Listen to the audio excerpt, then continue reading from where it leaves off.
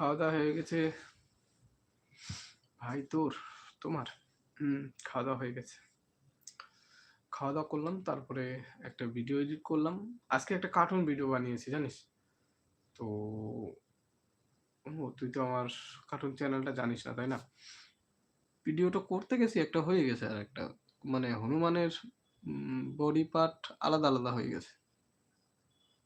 তো তখন ওটাকে ফানি ভিডিও বানিয়ে দিছি যা। মানে 3টা পেজ থাকে, 3টা পেজের মধ্যে এখানে মাথা আছে উপরে, মনে কর এখানে হনুমান ঠাকুরের মাথা, এখানের পার্টটাতে আছে হনুমান ঠাকুরের পেট থেকে পা পর্যন্ত। তো আমি ভিডিওটাকে করতে চাইছি একটা, হয়ে গেছে আরেকটা। মানে পা গুলো আগে যাচ্ছে, বডিটা তারপরে যাচ্ছে, এমন হয়ে গেছে ভিডিওটা। তো এবার আমি ফট করে ভাবলাম যে এটাকে ডাউনলোড করে এটাকে একটা ফানি বানাই দিই। তারপরে একটা ফানি বানাই দিছি, নিজের ভয়েস দিছি, অবশ্য নিজে ভয়েস